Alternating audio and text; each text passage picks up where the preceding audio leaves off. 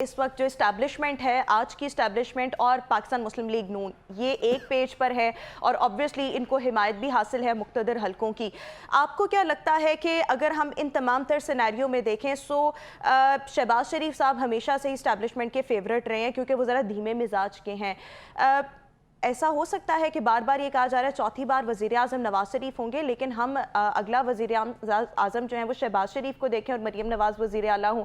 या एक सिनेरियो ये भी हो सकता है कि aggressive campaign peoples party Bilawal Bhutto Zardari ने भी चलाई है, हो सकता है वज़ीर आज़म वो हों और क्या शहबाज शरीफ साहब उनके वज़ीर हों।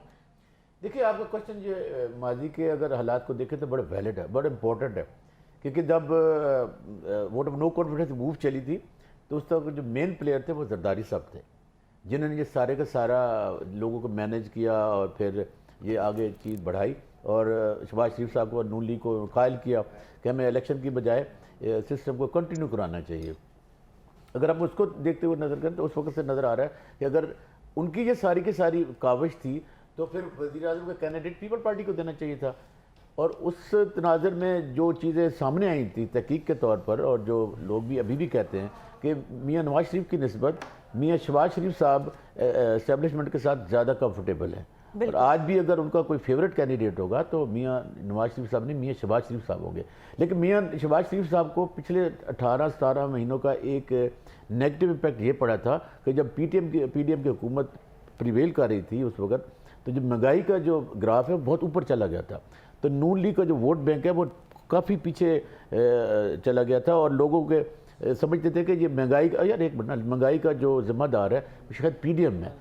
इस वजह से मियाँ नवाज शरीफ साहब को पार्टी की पॉपुलैरिटी को वापस लाने के लिए और जो उनका वोट बैंक उनके साथ इंटैक्ट था वो लाया गया था, और वो इस साथ में कामयाब हुए हैं नहीं हुए हैं वो तारीख बताएगी, आने आज का दिन बताएगा कि वो उन्होंने जो कैंपेन की है वो कितनी इफेक्टिव रही है। लेकिन आपका जो क्वेश्चन है वो बड़ा वैलिड है कि आज भी अगर प्राइम मिनिस्टर का कोई कैंडिडेट होगा तो मियाँ शहबाज शरीफ साहब उनके लिए एक फेवरेट कैंडिडेट होंगे।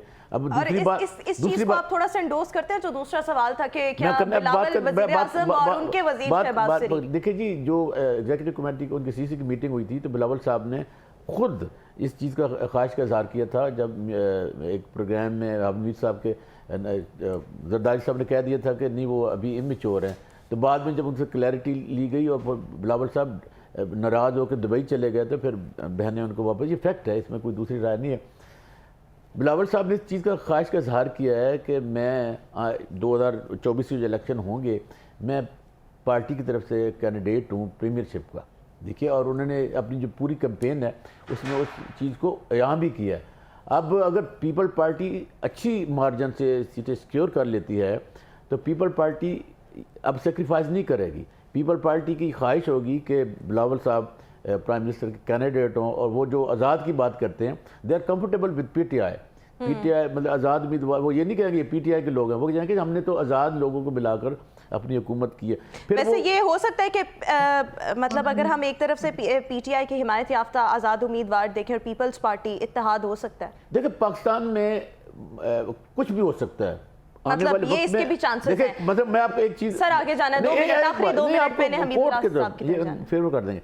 मसलन काफली मुहतरमा ने मियां चौधरी बरादरान के खिलाफ लिखा था, लेकिन जब हुकूमत बनी 2008 वाली तो उसमें काफ लीग को डिप्टी प्राइम मिनिस्टरशिप दी गई थी। मतलब इतने जो वो सियासत में देखा माजी में आने वाले दिनों में कोई हतमी दोस्त और दुश्मन नहीं होते, वो और सियासत में तो कुछ भी हरफ आखिर जो है वो तो होता नहीं है।